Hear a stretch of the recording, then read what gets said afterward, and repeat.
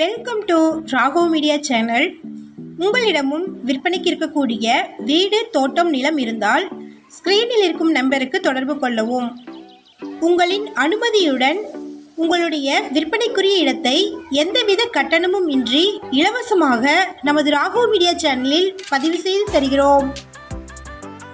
இந்த வீடியோவில் 2 acre 18 send புஞ்சை நிலம் விற்பனைக்கு வந்திருக்குங்க. அதை பற்றி பார்க்கலாம்.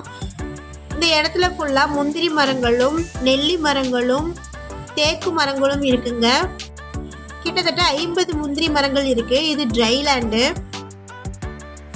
இந்த இடம் காஞ்சிபுரம் மாவட்டத்தில் லொக்கேட் ஆகிருக்குங்க.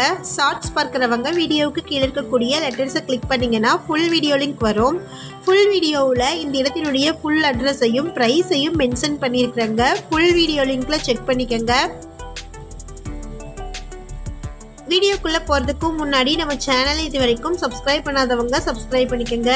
கூடவே பெல்லைக்கான் கிளிக் பண்ணி பெல்லைக்கானுக்கும் பக்கத்தில் இருக்கக்கூடிய ஆல் பட்டனை ப்ரெஸ் பண்ணிட்டீங்கன்னா நாங்கள் அப்டேட் பண்ணுற வீடியோக்கள் உங்களுக்கு நோட்டிஃபிகேஷனாக வரும்.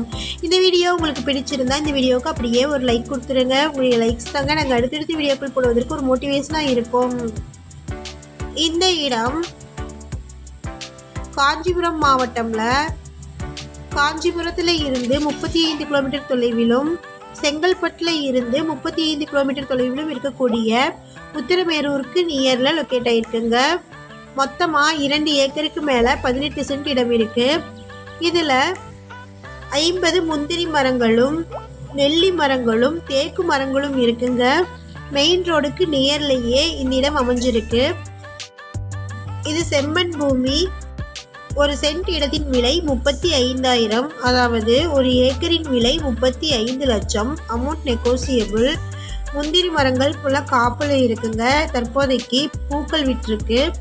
இந்த இடத்தை பற்றின மேலும் விவரங்களுக்கு வீடியோவில் இருக்கிற நம்பருக்கு காண்டாக்ட் பண்ணுங்கள். நம்ம சேனலில் போஸ்ட் பண்ணுற வீடு நிலங்களை வாங்கும் முன் அதன் அனைத்து ஆவணங்களையும் சரிபார்க்க வேண்டியது உங்கள் கடமை.